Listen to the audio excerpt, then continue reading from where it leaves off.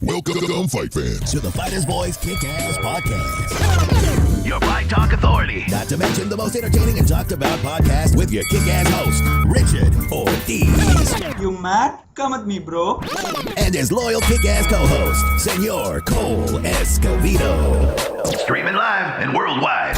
Coming to you all the way live from a little place somewhere in Cali. The Fighters Voice Kick-Ass Podcast. And we're here, Fresno, California. Welcome, everybody, to the Fighters Voice Kick-Ass Podcast. Welcome to the Fighters Voice Show. This podcast will be kicking your ass the entire show. Tonight, we're coming to you live, as always, at Mad Productions in Studios. But first, before we even get started, we got a bunch of bills to pay because instantly the lights can turn the hell off, and I don't want that happening. Knock them out, Cole, with these bills. Man, like you said, we wouldn't be the Kick-Ass Podcast without help from guys like Dying Breed.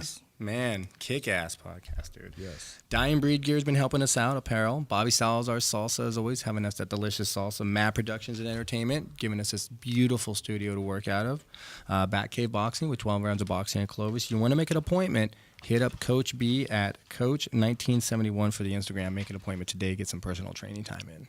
And also one of my sponsors, I cut you off wrong, man. And thumbs up for Richie Promotions. Thumbs up for Richie Promotions. Yes. This evening, show is being streamed live on my Facebook page, Richard Ortiz, the Fighters Voice live stream team. Make sure to look for it on the official page of the Fighters Voice on Facebook. And highlights on my Instagram page at the Fighters Voice. I don't want to say our Instagram page at the Fighters Voice. So please follow us there. Be the first to leave a comment on our live stream team feed.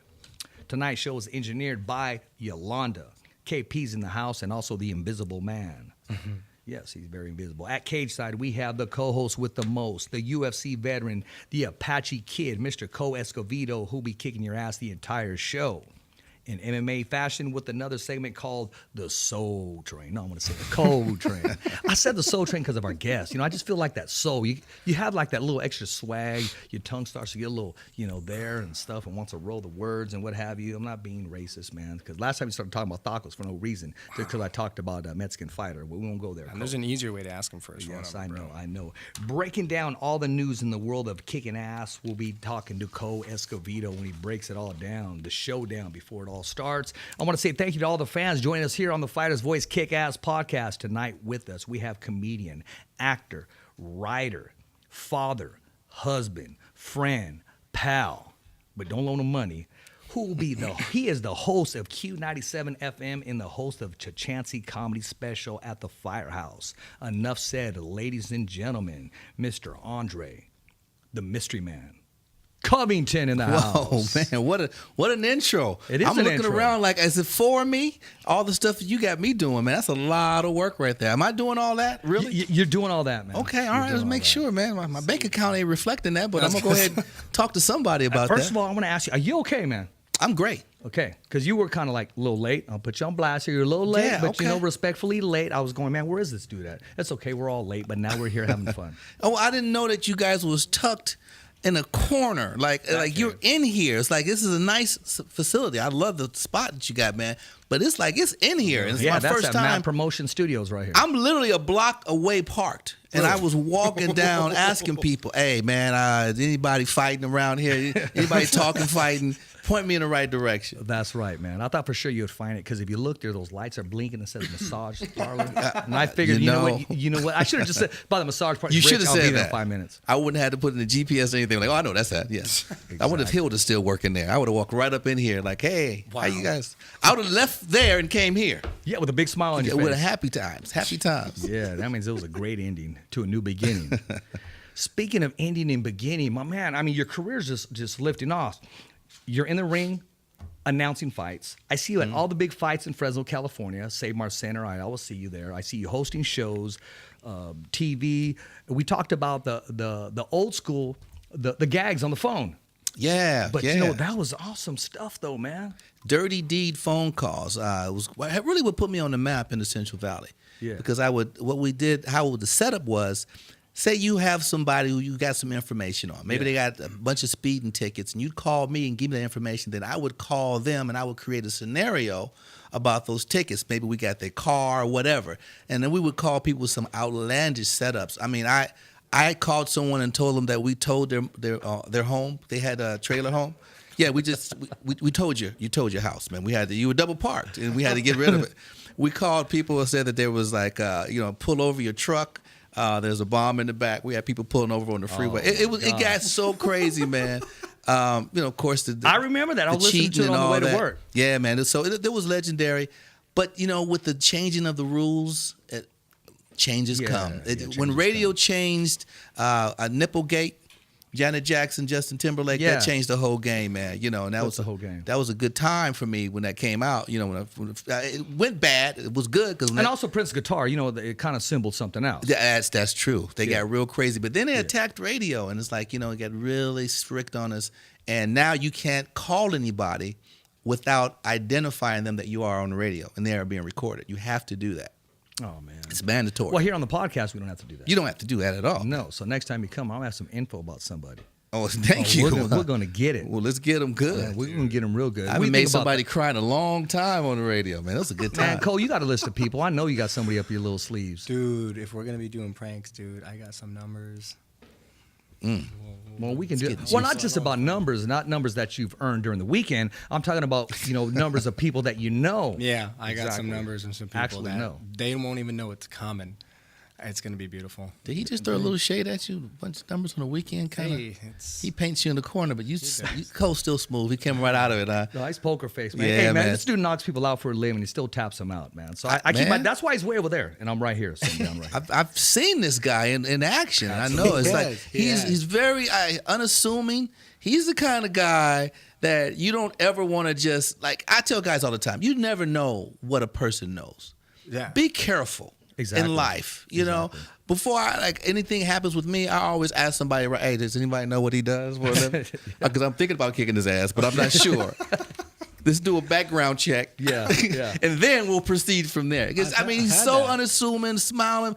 This dude will rip you. I mean, it would be a sad situation for a lot of people, man. Break your bones, It makes my job a lot easier, I'll tell you that. I'm sure it does. It makes my job so much easier. I would just wear a shirt. I could kill you, right? That's what my shirt would say.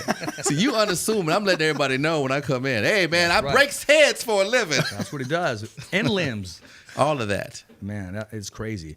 Now, what's crazy is this whole vibe, this whole Fresno movement as far as boxing, professional boxing, man. I mean, live, we're on ESPN. We're selling out. We got a champion now. We're hosting championship fights. What's your whole take on that? Because every time I see you, man, you're sitting in the good seats, too. Well, I know some people that know some people. That's and, okay. You have to, call in favors from time to time. Hey, man, shout out to Jose Ramirez. Shout out, yep. I've seen this from a world champion Jose Ramirez. He earned that. Yeah, he did. And I've seen it from, a little kid, a young kid who was hungry. And actually talking to him then, before he went to the Olympics, and then to see where he's at now, still humble, still hungry.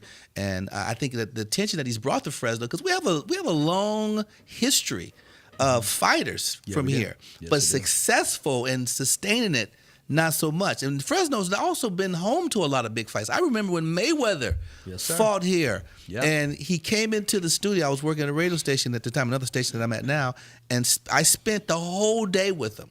Because he's from Michigan. I was born in Michigan, so we had that in common.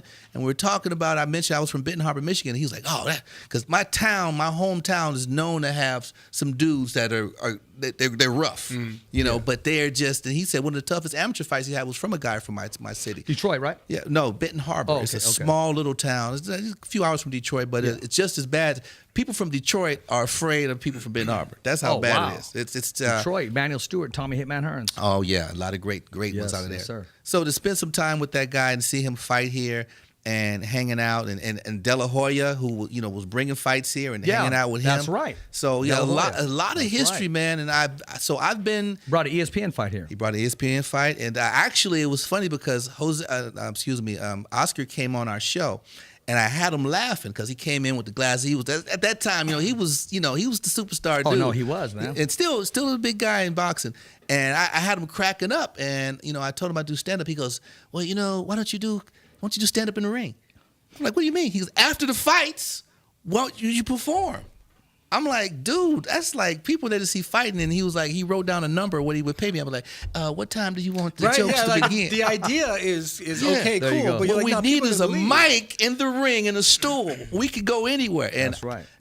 I put together a comedy show after that fight, and we did it right there at Selden Arena in the middle of the boxing ring. No shit. Yeah. So did you get a That's good? great. People hung out. People hung out. They kept announcing it through the fight, and they had on the video screen, hey, after the show, we'll have comedian Andre Covington. That was at and Salon friends. Arena. That was at Salon Of Arena. course, it was on Sandmart Center there. But let me talk to you about when Mayweather came. I remember Yes. he had some kind of, I believe it was a media day or something. It was at the Radisson. And I remember I saw Mayweather there. He had two. He did one at the Radisson, and he did one at Tachi. Okay, yeah, I didn't catch that one at Tachi. I caught the one at Radisson. Big George Foreman was there.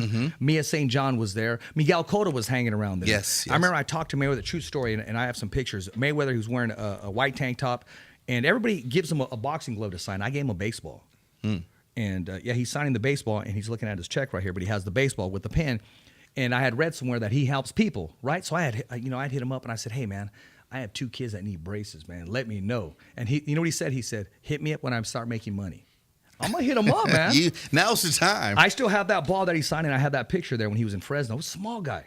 Yeah, man. Very And, small. He at the time he was wearing he had told me it was about $325,000 worth of jewelry.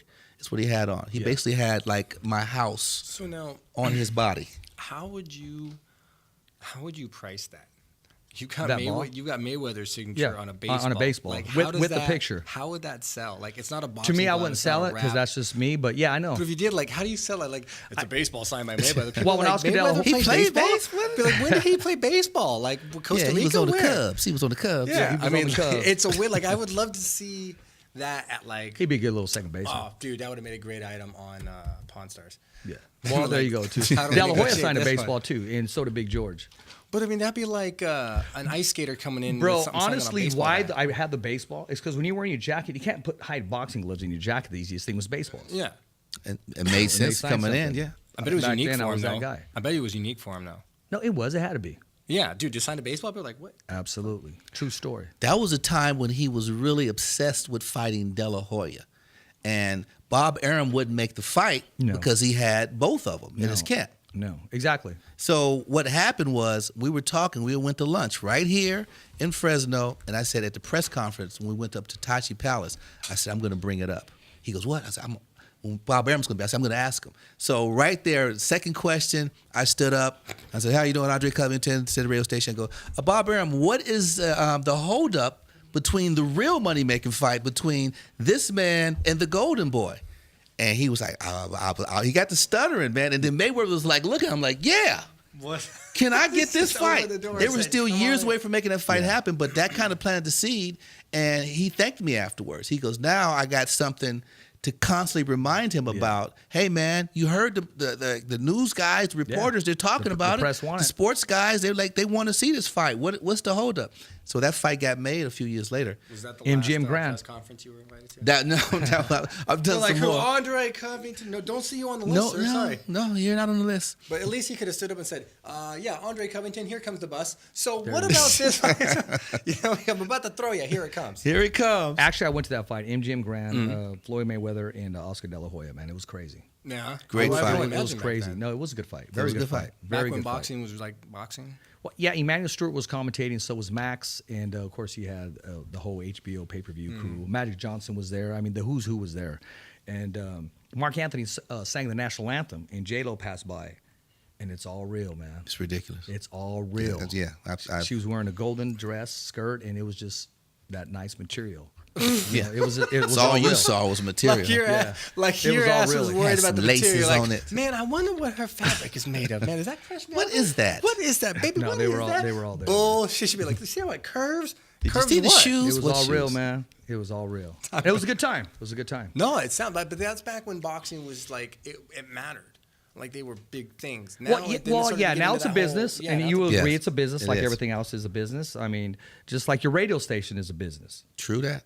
And So- it's the bottom line is like there's numbers that got to be hit. Yeah, they got to hit that nut every month, and they're looking at those numbers, and everybody's can be sacrificed. And in boxing, it's the same thing from promoters all the way down. I think with boxing, the changes come is that the fighters have taken control. And that didn't start overnight. I think for me, it personally started, and as far as my lifetime of boxing, is with Sugar Ray Leonard. Thank you.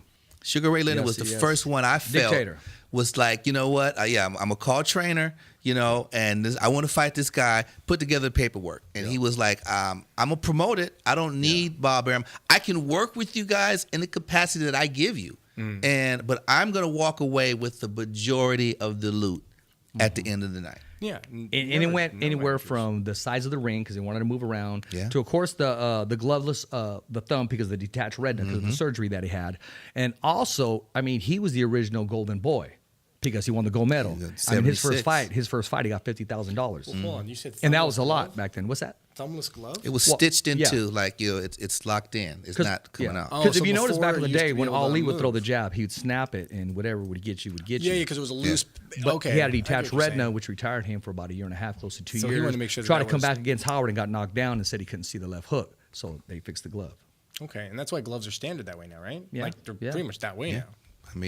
Sugar Ray Leonard was the man. And when you get to that level, I think Floyd Mayweather used him as his study guide. Absolutely. And it's like, look, I got to first become the man. And when I become the man, I'm going to call all the shots. Because what happens is everybody wants to fight you to get paid. So, okay, you're going to get more money than you've ever gotten, but you're still not going to get more than me. Yeah. And that's how Leonard took all his fights. And So Conor approaches it. yeah, but He's got super control. Super control. Conor McGregor? But other he things wins he and he did- has that niche about him. he does not have the same control of a Mayweather because he still No. works for an entity that's bigger than him. Yeah. Mayweather is like boxing is big, but you got to admit, for a moment there, he was bigger. He got bigger than the sport, far as monetarily. Because what happens More is, than a who moment. gets $300 million? Nah, man. My whole thing is what impresses me is he never comes in out of shape. He always comes ready to play. Yeah. And he has to be the most poker face guy ever. He's ahead of everybody as far as he knows his decisions, and he doesn't even give you a hint. He doesn't tip his hat, nothing. And all of a sudden, boom, he jumps in there. Well, it's easy when it's staged, though. Look at the Pacquiao thing with that rematch thing. And it's easy to look cool as a cucumber when you know what's going to happen. Hey, man, he saw Pacquiao's last fight. He knows he's not in his prime. Mayweather still says to himself, every fighter is going to continue, and you can see if you agree with me, until they get beat. They just have it. What are they going to do? They get bored counting money on it. It may sound ridiculous. No, they he- were born a he different knows he's breed good enough to put the to gloves where- on and get yeah. down. No. But they can get beat 2 to 3 times. If you absolutely. want about the money, the first time you get beat, you can call it a fluke. You can say, I didn't train right. Conor Diaz. I took this guy for granted. I'm going to go back and I'm going to dedicate my life. There you go. And then you can lose that fight. And then you can go, you know what? I've had a good run here. I'm done with the sport. I made a lot of money. I've won a lot of championships. And then you can take a few years off, and then you can go like, I got the bug. And these ready to new go. guys, I think I can get him. And that was a crapshoot because Sugar Ray Leonard did that, but he kept doing it. Yeah. And when he was hand-picking, like he picked Marvin Hagler when he felt, I can get him. I couldn't get him back when he was like super hungry. No. But Marvin Hagler got a little fat, as far as slow. with the money. Yeah. And he took Leonard for granted. And Leonard knew this is my time. Well, you got to remember, he handpicked Terry Norris, and the rest is history. Terry Norris stopped him. And he had no business coming back and fighting Hector Terry Camacho. Norris was 23. Yeah, I know in his prime. Yeah. And before, the only loss he had, he got knocked out by Jillian Jackson, the Hawk Jackson, ABC second round. Right hand just boom. Oh, yeah. Put him lights out. But Terry Norris San Diego, California. started getting knocked out more frequently after of that that. chin, yeah. Yeah, he had a glass jaw. And Simon that's Brown. unfortunate. Simon Brown, who also got knocked out and still kept punching. Oh, yes. Gosh, I remember that. He was throwing that jab. He was on the ground. He was I on the felt bad for ground, on Simon his Brown. back, Oh, yeah. knocked out still. He was in the game. He's still Yeah. and I think he scored 2 points. He did. I think if he man. just could have got up. But that's just when you know you've been hit really hard, when you're still fighting when you're Exactly. sleeping. Well, that's the last Exactly. thing his brain told him to do is what happened. Fight! Yeah, That's pretty what much. it was, man. Get him, Simon! There you Pretty go, much, man. man. There you go, man. Dude, I can't tell you how many times I got knocked on my butt one time and thought the ref was punching me. Wow. Yeah, I got cracked so hard. All I thought was, fuck, I got knocked out already? And the ref leaned over and Wait, hold cracked on, hold me, on. and I was like, why are you fucking Stop it, man. Did you just cuss on the podcast? I did. Did I? Only where's the one jar? time? Where's the jar? No, I'm just playing. Oh, okay. I'll give you that free. I'll just give him a hard time because we're running a radio show. We're He's running a legit conditioned radio me. show at one time, and he just kept smashing and smashing and smashing. It's conditioned. I'm No, you're cool like a now, but I'm trained just telling the puppy story. now. Yeah, when you're no, on air, just letting it go, man. It happens for me. Like my stand-up, I use profanity. Sometimes more than. It just depends on the atmosphere, the crowd, where I'm at, and who I just followed. If I follow the guy who's super dirty, then I'm gonna kind of come Clean in it a up a little little bit bit. more. Yeah. So what happens with radio? I've been doing radio 18 years. Never dropped a bomb. I'm Really? that's my thing. Well, that's that mental professionalism, and you know where you're at, and True. that's good, man. Because actually, I was just talking to our PR guy about it, and I said when we run the radio show, I still want that radio format and that professionalism, and I like being restricted because I like to challenge myself. Can I be restricted as opposed to the podcast? You just let loose. It's true. I mean, it's like saying, can you play in a small yard? I can still play. It may not have that much fun, but I can still get it done. And the big playground, let's let it ride. Let's throw touchdowns all day. All day long, man. All And day it's long. really what you can get away with. Like here, I don't know. What can you get away with? In my profession? Yeah, what's a day like? When do you show up to the studio? As soon as you walk through the doors? As soon as it's the Like, when we preparation. leave bitches and Bentleys outside. Yeah. and I then get walk once through you the doors. the hookers leave, you put the drugs Wipe the up. coke off the Yeah, dash. it's like, I don't we're like gonna- coke. I just We're like gonna the be smell. on Facebook. Get the drugs away. No, I think what for me is it's really I've already prepped. The day before. I kind of have a setup going. What we're gonna hit this, and that, and then it's coming in and finding out what new information has come in since. Since last night. Yeah, that might since have last changed that night. scenario. So you kind of look at that. Then we're going to open up. We're going to do some news. And I start off every show with it's something you may think about doing too. I mean, I didn't invent it, but it's really a thought of the day. It's your mindset. Yeah. What information can you give your loyal listeners? A nugget, a little gem, Yeah. that they can take from you that maybe you experience. What you do is then you actually endear yourself personally to your people who are listening. You give them a piece of your life, and is it a learning moment? Is it a hard one? Is it a moment where, wow, he went through that. I'm going through that, so you have to and then you can go into your spiel and people feel like they're taking something. So I start the day off with that. It's a Greg and Dre thought of the day, but I do them every morning because Kind of like a personal opening. yeah, and it's just like it's a thought, what you're thinking of, and I think what that does, it sets the tone, because like this morning I talked about, I said, just because it feels right doesn't make it right.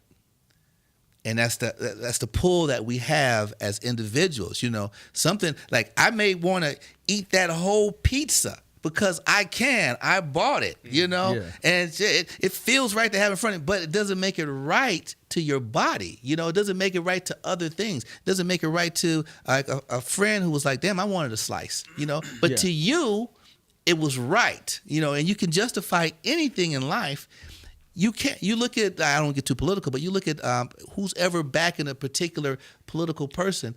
They can justify their actions in their own mind as to why they're not mad. You can say, "Why aren't you mad at such and such for it?" Well, I look at it like this. Yeah. And they get up. They prop themselves up, and they get kind of almighty with it.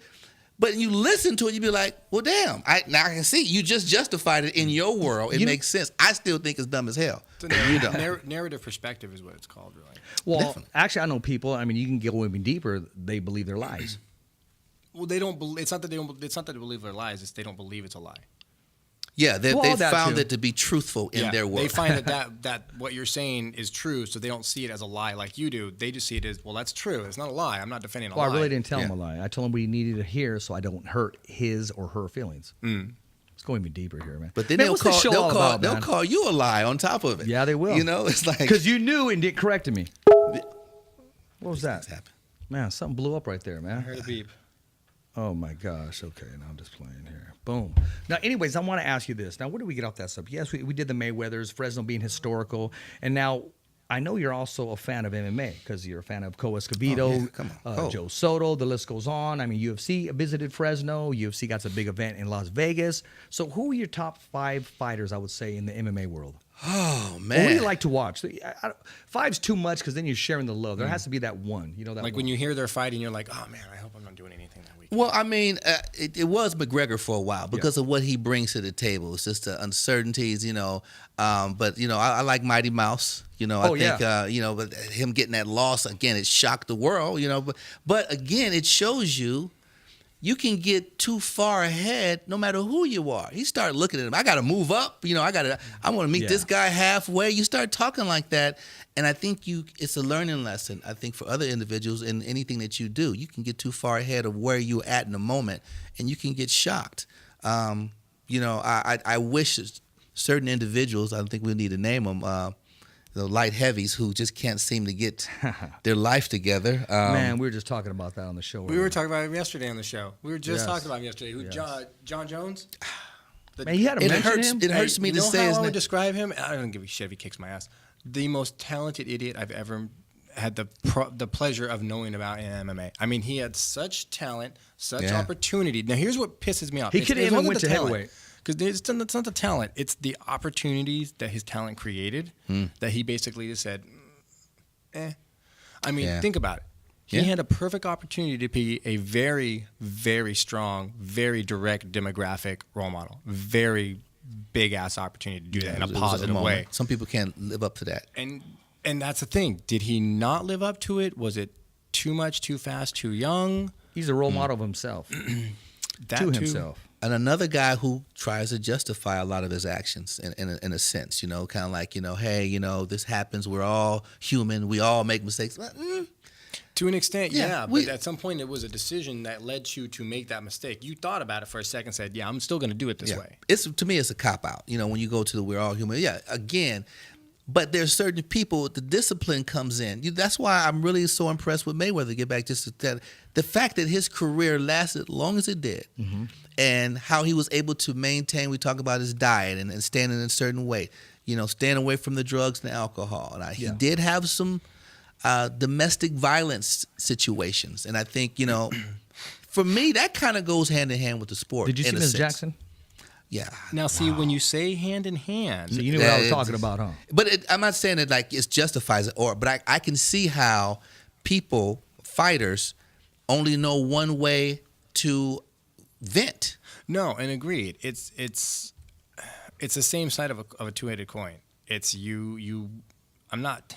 And that's a weird area to go into because you're not saying that it's okay, but you're saying that that's your chances are increased more. So okay, let's keep our sponsors, okay? What you're saying is running in traffic is dangerous. Yeah. But if you run in traffic at 3:00 in the morning, probably not going to hit by a car. You run in traffic on the 41 at 5, you can get smacked. There's a pretty good chance you're going to get smacked. So when it comes to that area, you're dealing with by nature higher tendency of aggression people. So when that happens, it's like that's okay. If you see a dog growling, you're gonna leave it alone. You would think so. If you keep teasing it, it's gonna bite you straight up in the ass. But there's some people that'll be like, oh, that puppy, I'll pet that puppy, and the puppy will bite your ass, and you're like, oh, the puppy. I'm sure Mayweather just didn't wake up that day. And listen, I'm not taking it wrong, ladies and gentlemen. Didn't wake up that way and say, you know what, I'm gonna hit a woman today. No, hell no. I don't think he went through his day, was upset. But if you know any personality, I can say, okay, Cole's not having a good day today, or you know what, Andre now's giving me that look. Right? I'm gonna stay with him. I'm not gonna entice it. I'm gonna maybe man. It's an old joke about comedians talk about sometimes when women and when you have an argument with a woman and she'll say, I wish you would put your hands on me. It's like, why are you wishing something like that? Or when they say, stop yelling at me. Yeah. Okay. I'm gonna walk away because you're dangerous. It's time to leave. It's like, why do you want that scenario? That makes no sense. To a violent person, I've dealt with people who have a tendency to be violent. I have a family member, self-control, and when I see them get to that point, there's that apex where it's about to, I'm out. Yeah, I'm not gonna sit here. Thanksgiving was nice. You guys call me again like 6 months. I'm out. But there are other relatives who they feel like, nah, I'm gonna give them more love. And I'm going to embrace him and break him down that way. And then you get a call from them 2 hours later. Man, he fucking punched me in my face. It's like, dude, I told you let's go. No, man, we were doing good. We started playing cards, and then something, he just punched me. I'm like, dude, that's what he does. Yeah, Like, Exactly. ask Uncle Ray, ask Uncle Bobby. They've all been punched in the mouth, and now you're the third one. It's like, dude, I've never been punched because I know when to leave. I see when it's happening. So you got to know people's tendency, man. Okay, am I ranting here? No, man, you're good. This is your show right here. Okay, But I do want to talk about this. Let's go back to Conor McGregor. Okay. Okay, and I little plug right here. Okay, listen. The Fighter's Voice, ladies and gentlemen. Kick-ass podcast, Fighter's Voice t-shirt. You got Thumbs Up for Richie Promotions. Sponsored by Dying Breed Apparel and Gear. Lalo's Boxing, who is the hottest on IG right now. Last time he was at 70,000 viewers and rising. The guy's content just off the hook. He watches us, supports us. Guys, $25 front and back. I know you're probably saying it's a lot of money. Now, you spend more at the bar, but I've seen shirts for $20. It only says in the front, like, Little Johnny, come support him. Well, come support the Fighter's Voice. Come support the podcast. Now, those you got to be 21 to buy because we're going to have a raffle right here. The winner gets the Conor McGregor shit right here. Endorsed by Conor McGregor right here. This is the good stuff right here. Hottest commodity right now on the market. Limited edition, even though I do got 2 at home for me. I'd love to know how much per bottle he makes.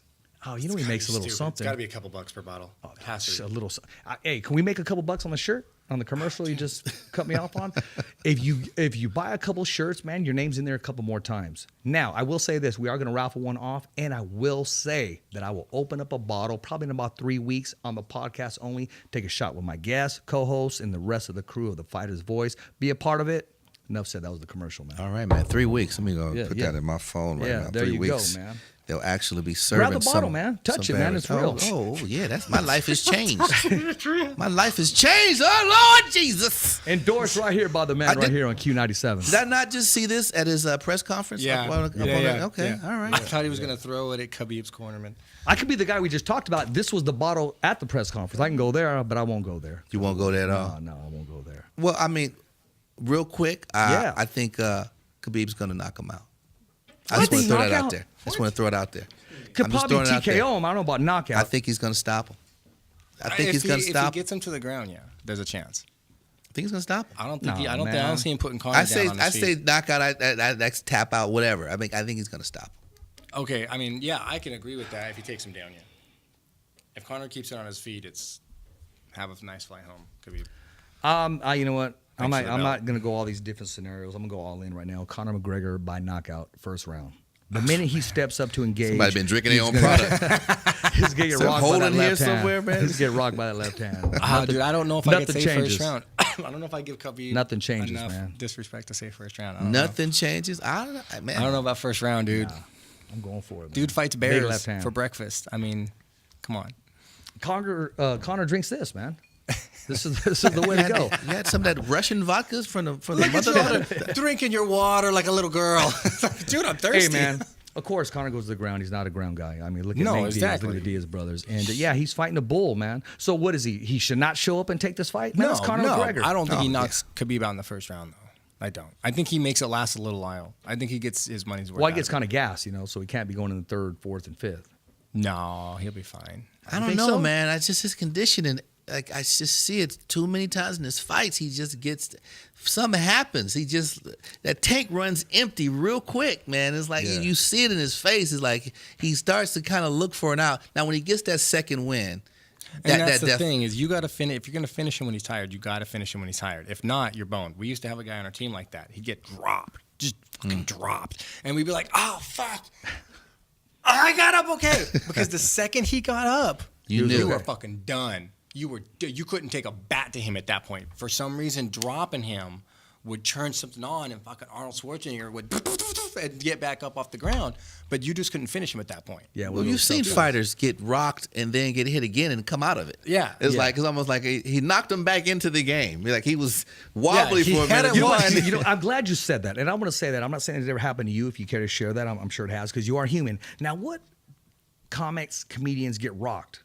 Right, and they're just not going anywhere, but they come back and just close strong. Have you seen that happen? Has that ever happened in your career? Yeah, man, it definitely happens. I mean, is that a fair scenario? It is a fair scenario, because what happens is, especially with a new bit, with a new bit, you want to work it somewhere in the middle. You want to always open with your proven material. You want to close with your closer.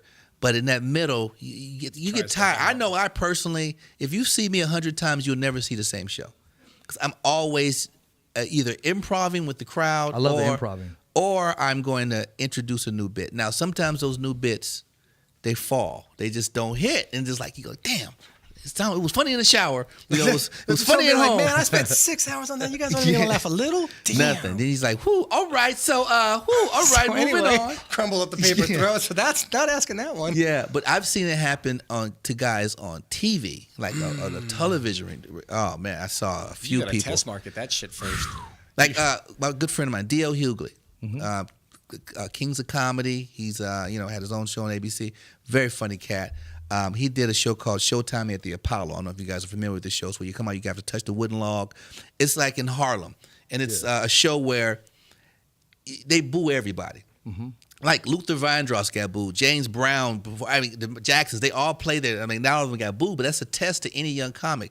I did this show, my very first television appearance. I got a standing ovation. I thought it was over. I thought I was going to be the next Richard Pryor after that. When I walked off that stage, that was it. I stood up, 1,500 people. I thought that was it. Quit his fucking job. I'm like, I'm done. Fuck you, fat ass. I'm out. You can find that on YouTube? Nope. I have my personal collection, but I never posted it. But that was like, man, that was some years ago. But a year later, Jamie Foxx went and did it. Yeah. And we were all like, go get him, man. And they booed him to no end. It was just like, and that's Jamie Foxx, and we were watching him just destroy rooms. And when he got booed off, and D.L. Hughley got booed off as well. And these are two kings in the game. So it's one of those shows, and then I didn't get booed off. And they were like way bigger than me. So you just never know, man. But I know what you're talking about. I mean, comedy is such a fickle, people here locally, I come in with some notoriety. Yeah. But when I have to go out on the road, we went in May, I did 14 countries in 20 days. Oh, man. For the troops. We went and did a military tour, and it was like me and 3 other comics, man. It was. We were doing these military bases. We were in Africa. We were in the Middle East. We were in, Qatar, Jordan, Egypt. I mean, we were all over. I was in Djibouti, Africa, 120, yeah. That's a lot. Yeah. That's freaking hot. Big giant mosquitoes and stuff. Oh, dude, it was like, the flies are so aggressive. It's like, you just go ahead on, man. Just you go ahead. I get another plate. It's yours. I mean, you're going to take the spoon and everything. Fly land, start turning its butt. Yeah. Excuse me, player. Was you going to eat that biscuit? Go ahead on, man. Just fly away with it. Can I get, no, okay. They're bigger, too. But yeah, that was, to be on that type of tour and performing for our troops, packed houses, hundreds and hundreds of people coming out to each and every show. Man, it was eye-opening. But again, you have to be careful because you can, doing military shows, you have to watch it because sometimes you hear the crowd go, ooh, I don't know if that was kind of touchy right there. I went on that. Yeah, you can't come out, hell with the president. How y'all doing? Still crickets? Cricket sounds? Yeah. So you have to know where you are at all times as a comic. But being a comic, I think it's like being a boxer. You have to make adjustments. Sometimes right in the middle, you're set. You got to make an adjustment. Like you have a plan. Like boxers, how many times you've trained for a fight and you had a plan and then something happened, you like, the hell with that plan. Be like, what the? I didn't know you fucking had legs. Yeah, it's over. Who's going to kick? Did they tell you that? They didn't say anything about that. Nah, everybody's got a plan until you get punched in the face. You get punched I've seen whole fight games go out the window. Well, that's exactly what I'm talking about when a comedian gets punched in the face, how he responds and how up against the ropes, up against the moves. Adaptation, you'd be like, oh man, that joke was a little rough for this crowd. Maybe that's not the area to do this joke in, and then you kind of move to a different segment, and all of a sudden they're laughing again. You're like, oh, okay, cool. We steered the shit back. A famous comic told me, never be afraid of the silence. I think a lot of comics, they get nervous when it gets quiet. Oh shit, what? Never be. That was some great advice because you just have to. They're looking at you to see how you're going to handle it, and they're not sure. Maybe they didn't get the joke too. Yeah, and if you're unsure, then I'm going to become unsure. That one and. I opened up for Smokey Robinson one time. Another great piece of advice he told me, because the promoter asked me before the show, you want to get paid now or you want to get paid later? I said, well, you can just pay me after the show. And after the show, the promoter was gone. I couldn't find him, so I was like, Mr. Robinson, excuse me, sir. Do you know where the promoter went? He goes, what's going on, young man? What's happening with you? I said, well, I didn't get paid. He goes, oh. So what happened? He's like, oh, you're not going to get paid. I thought the Smokey Robinson was going to break me off. Like, how much was it? Just $2,000. Here you go, young man. No, he was like, sit down. Let me tell you something. The word is called show business. Now, what's the biggest word in there?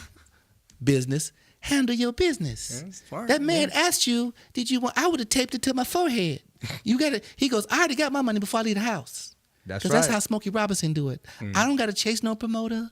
Okay, I'm doing Smokey too long. Did he really talk about No, it that in a was third Smokey. person? No, I'm he sorry, I was. looked for the blue eyes. He was like talking. He was breaking it down. He goes like, he goes, I am.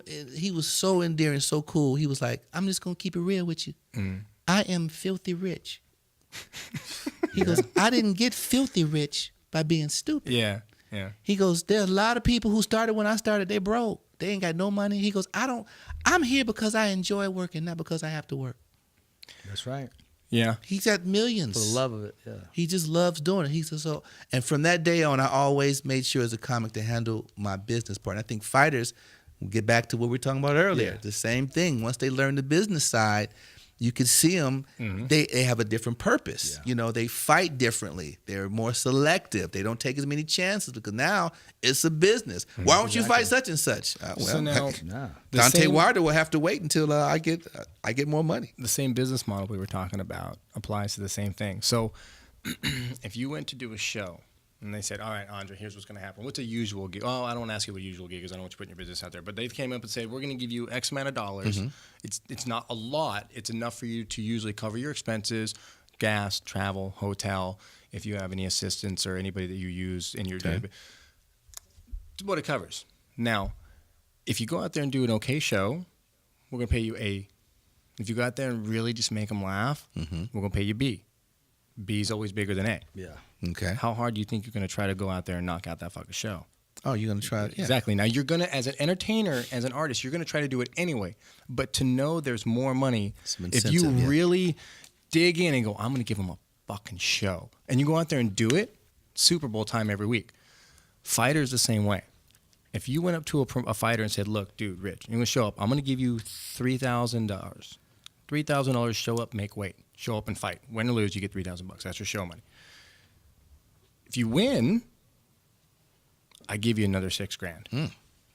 Damn. Now, you're gonna see a drastic decrease in guys showing up to get a paycheck. And I fought a couple of those guys where we train our ass off, have full camps, guys I gotta pay, and homie just shows up to get a paycheck and I get the shit kicked out of him. And you can tell after during the fight, you're Yeah. like, that guy didn't train. No. He didn't show up to fight. You can tell after, you're like, that guy, I've seen him rent. fight better. Like I've seen him fight better than that, and that was not.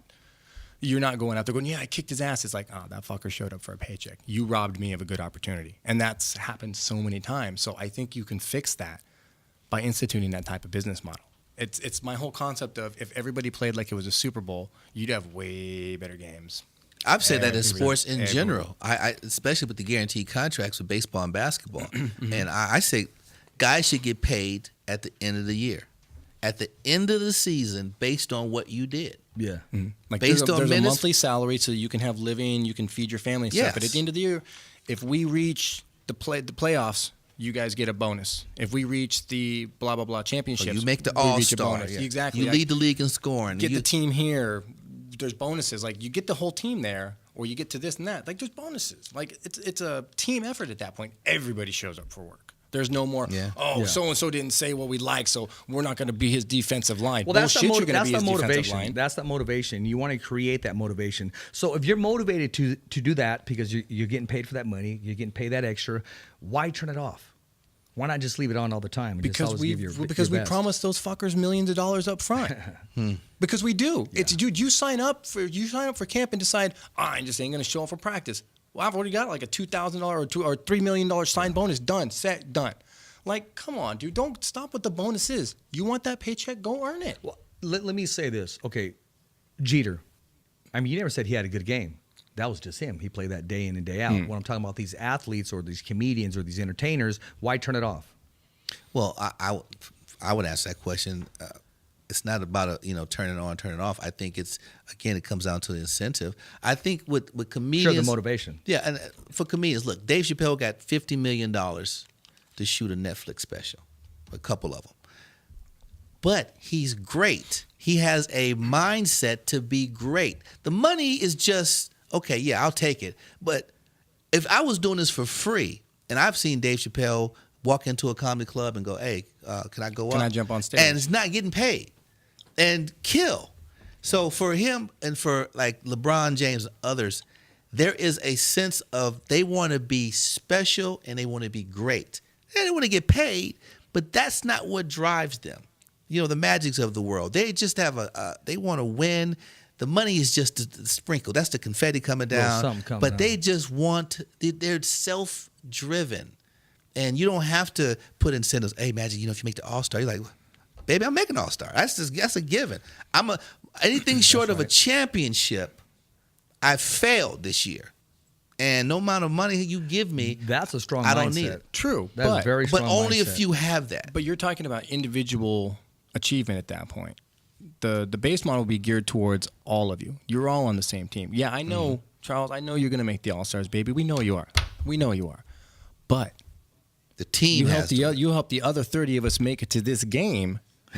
We'll make sure they all get taken care of. We'll also make sure Daddy gets taken care of. Kobe But the did thing that is, though, before. you got to get the whole team to get us there. I know you're going to make the All-Stars, but we can't put the whole team on the All-Stars. That's what baby. LeBron does year in and year out. No matter where he goes, he brings his team to the finals. What, 8 in a row? Okay, so now he did that on his own kind of thing. Now imagine what he'll be capable of now on a team where he has guys to work with. Has been the biggest, like, from listening to players when I watch TV and stuff at work, Yeah. I listen to players talk. Yeah. They're like that. Now he has more tools in the box. He's given more opportunities. A lot of young guys to work and mold with that have. He will make So much everybody potential. around him better Exactly. because they see his work ethic. He doesn't say, okay, do, but I'm not going to do. He does it. No, he's like, I'm puts just in the going to do work. it, and you can keep up or not.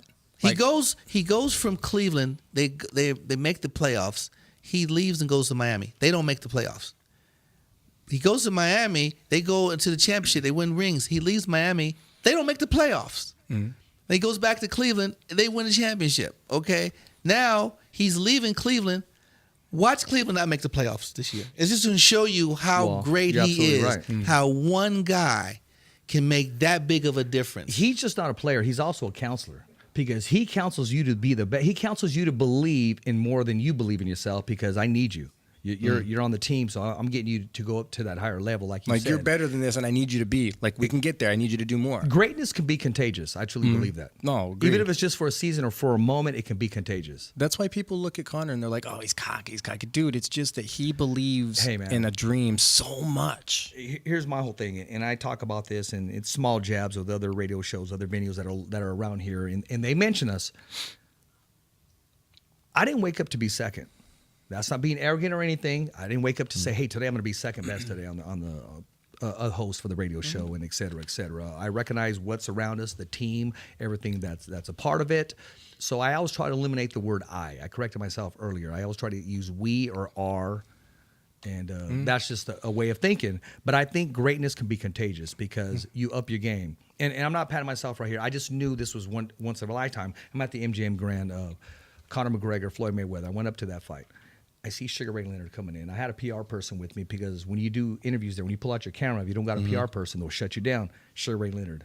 And his other guy said, no, hold off. No, but he granted the interview. So I knew it was contagious. You're Yes. there, you could have froze up, but it was one of my best interviews only because it was contagious. That greatness was contagious. Not shortchanging myself. There was an opportunity, and I was comfortable with it. And I guess my whole thing is I try to treat everybody like champions. Whether interviewing him at their local gym to a champion, and greatness can be contagious, them all that just like way. LeBron is with his team. And you're going to see what he does with the Lakers. I'm not a Laker fan, but you're going to see them all step up because the fans got expectations, the coaches got expectations. So you're going to tell me he ignores and can't feel that energy the minute No he way. walks in there? Oh yeah, No way. And that, Absolutely. The second they announced it, he probably braced himself for the boos and the oohs and the ahs, probably because that was a feeling. When everybody goes, doing what?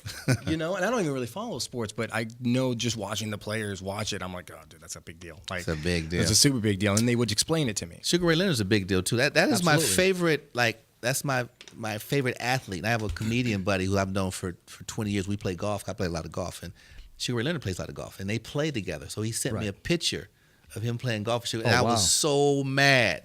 I was like, dude, you didn't call. He goes, Dre, we're going to play. He's like, I already hooked it up, so we're going to play. I think the next couple months we're going to go play. And then he took another picture of him going to the fight with Sugar Ray Leonard on his jet. Man. Wow. Oh, shit. So he's like, dude, all you got to do, because he performed at a benefit and Sugar Ray Leonard was there. Sugar Ray Leonard loves comedy. So he Yes, he does love comedy. came backstage and he was like, "Oh, dude, you were so funny." And he golfs and he was like, "Yeah, you golf?" They play golf and they've been hanging out. Find the common ground. So yeah, he's gonna, my schedule permitting, we're gonna go down and we're gonna play because he knows that Sugar Ray Leonard is my favorite fighter. And Shit, schedule permitting, you better make an opening in the schedule permitting. Oh yeah, oh dude, Ray all you gotta Charles do is Leonard. give me the date. We'll make it happen. And that's of course there's some super emergency. But yeah, you meet so many different people in this sport, and doing what you do. Doors are going to be open for you, man, because you're good at what you do. You're knowledgeable, and most importantly, you're passionate. And I think people will see that. People will see the passion because that's what I try to bring to radio. I mean, I think I'm the only. I'm pretty sure I know I am. Me and my partner Greg. We're the only people in Fresno's history to go from one radio station number one, leave that station, and go and make that station number one. You know what I'm saying? No one's ever done that. So with your content. that's what the passion comes in. So you're like the LeBron in the radio, right? Wherever You said go. it, I didn't. No, How it's you okay. doing? No, it's okay. It's LeBron okay. Dre. I want to say this, man. LeBron or Kobe? LeBron. Come on, man. Really? LeBron. Yeah. LeBron James, when he retires, he's going to be the all-time leading scorer ever. He's going to, I don't know how many more championships he's going to win. He's going to have more MVPs than Kobe. He may not have as many rings, but unless he can run off a few with the Lakers before he gets out of there. But Kobe is great. Don't get me wrong. But LeBron James. One team. But LeBron won championships with two different teams. Name one Hall of Famer that LeBron has played with out of D Wade. I mean, on Cleveland, there's no Hall of Famers over there. Kobe had Shaq for 3 of those rings, and then he had a whole cast of all-stars. From Lamar Odom, who was Sixth Man of the Year. You had Paul Gasol, who was like a top international player. You had so many other pieces on those championship teams. He did, but he still with one team. Good, bad, or sad, he's still with one team. And that's my whole thing. Do you think moving from team to team, and I know it does, helps you prolong your career as far as injury because you don't have to work as hard because you got horses wherever you decide to move to because of free agency? Mm-hmm. No, I think for LeBron, he moves, there's less horses. I mean, he is the horse. He is the I think he likes to thoroughbred. challenge himself. And I think Kobe just stayed too long. That's why the Lakers sucked. I just like personally Kobe's style. They sucked for 4 years because Kobe. It's not his fault. He just got older, and he had to get paid. Yeah. They had to give him all that money. Yeah. It's like he stayed too long, and then he started having Achilles. I mean, that's letting you know right there. You're doing too much. Your body's starting to break down, and non-contact. You're just running and then pop and fall down on the ground. Come on, man. Who just runs and get hurt? How many championships did him and Shaquille leave on the court because of that trade? They left 2. They left At least two, maybe At least 3. 2. I say 2 because Shaq. If you look at his career, he got the one when he left with Miami, and then he broke down because the hack of Shaq, and Shaq didn't train all year like Kobe.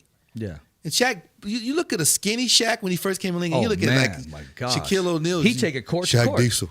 Yeah. He wasn't as dedicated as Kobe Bryant. That's one thing about Kobe Bryant. He's probably one of the most dedicated guys in the history of basketball because that's all he did.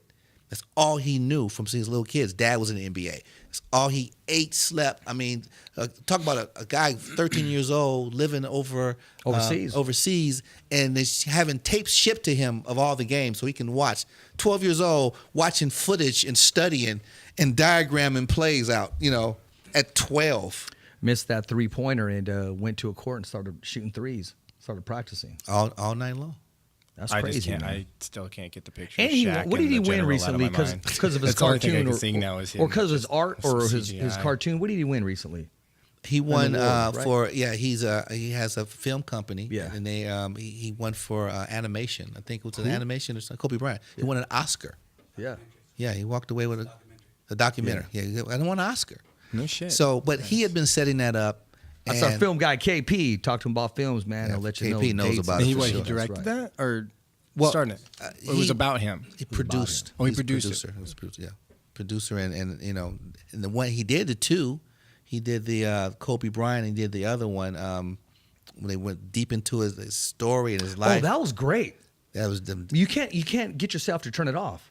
No, I mean dude. it's great. He The got whole- more personal than I've ever seen Yes, Kobe. When he yes. talked about how his infidelity and all of that caused his wife to miscarriage, and break down. And She was a smart woman too. She ain't going anywhere. Well, but he to I step think up that way. he was smart because she was gone, and I think what happened was he looked at the bigger picture and he was like, look, I can give her all this money. He was giving up. He was like, here, take this, whatever. Then he's like, it hit him like, this is my family. You know, I think a lot of guys go through that, and he was like, he put it back together. He put that broken wall back together, man. And it's tough to do, but it's definitely a learning lesson. He did. He erased it, earned that trust, and had another baby. Basketball. Yeah, had another girl. I know he was like, I know if you asked him like off camera, whisper in my ear, did you want a boy? He'd be like, yeah, I wanted a damn boy. You know I did.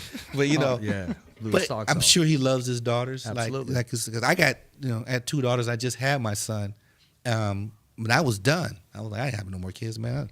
But deep down, I did want a son because like most of my homies, they got like boys. I was like, man, I gotta have somebody to throw the ball to. That's right. And but my daughters, my oldest daughter's a phenomenal athlete. She got a scholarship at Fresno State for track and field. Oh, right on. She won the state championship a couple times. Do you know what Pete Lopes? Oh, Pete Lopes, that's my guy. He trained one of my yeah, kids. he has some kind of connection with like USC or something. He's always producing athletes, or he's always around it. I mean, his kids are always athletic. Oh, it's his wife is the one. If you're listening, it's your wife. She be giving down them jeans. Yeah, they got What's all up, Pete Lopes? They got all her genes, but it's your tutelage, and I think it's your heart that really they have his heart. He's dedicated to the sport, and he works hard with his kids. But his wife is bad, boy. I heard she was She bad. could run. She ran a marathon, and she was like 6-7 months pregnant. She had it going on, man.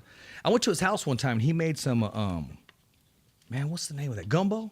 Man, I didn't know what that stuff was. Really? Oh my gosh, it was just freaking good. I said, hey Pete, I hope you don't mind. I just kept, man, it was on hit. And then my camera guy had to go at the time, Mark Davis. Shout out to Mark Davis. I go, bro, really? I mean, this is a good part. We did an Every interview. ethnic sort of people, That's some good stuff, they have. though. Like black Nachos, people, too. we got gumbo. Yeah, You guys got menudo. and some tacos. White people got stew. Everybody got their own big pot of something that they can dig in and What's get in it their up. stew, man? Stew, you got potatoes, you got No, what's in their stew? and what white people? Yeah, Carrots and tomatoes, and yeah. a bunch of bland. What we got some Asians in the Starbucks. house? What's their stew about? There is a pho. Oh yeah, yeah. Yes, There you go. That actually They have- is pretty yeah. good. Fuzz delicious. but that pho in there is like, so everybody got their own big pot of something that they throw a bunch of shit in there and they mix it up and they go, you want a bowl? And I don't care who you are. Like I was like, I ain't eating no damn menudo. And I was That's drunk good at a stuff, party though, one bro. night How could you and they pass gave up me a some menudo. I've been in love ever since. That's How can right. you pass it up anyway? Just can't get it on your shirt, or Because that you just- shirt's a wrap. That's dangerous, man. Like gumbo, you had never had gumbo. Nah, So until I had someone it. like yeah. you have to try stuff. I tell people all the time, go to other people's houses, man, that don't look like you. And eat their food. Yeah, exactly. Watch how they cook it. Ask Invited, questions. of course. Don't just climb in a fucking window and be like, what y'all making? Yeah, what's up? That's right. I smelled that. I was walking down the street. What y'all making? Tell me about leaving your window open. Y'all are Korean. I go through the window. Yeah, Hey, that's what's some going on good over stuff here? right there. Could you imagine? Could you imagine sitting down in the living room, Andre Covington just fucking comes climbing Come up, in, hey, what y'all man. making? And be like, what Like the brother fuck? man. Yeah. What the fuck is that? What the fuck is that? Like brother man. I was From the looking- fifth floor. Man. Fifth flow. That's some good stuff right there. Martin's funny, man. Martin Lawrence. The faces he makes, man. I go way back with Martin, man. I did Def Jam, and when he was the Okay. host on that show, it was crazy because Martin, he was just blowing up because he had got, the Martin show, and he was doing Def Jam, so he was just coming into his fame, and that's when he was really getting bugged by the people. And like I was in my dressing room, and he was like, "Hey, man," he had like 500 people in his dressing room. It seemed like he couldn't even get in there. He's like, "Hey, can I just come in your dressing room and hide out from the people?" I was like, yeah, come on in. So he came in my room, just me and him. I'm getting dressed to go tape. And we just chopping up, just me and him in my dress room in New York City. That's I some never good forget stuff, it, man. And then he started smoking weed. And I was like, I got to go, man. I gotta go. I can't have a contact. I'm about to go out of here in front of 20 million. I said, hey, close the door. This is your room now. He actually took out Running Naked, right, down Hollywood. Is that a true Shut story? up.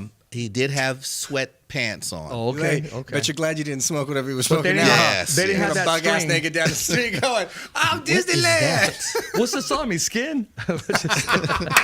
Chicken on me.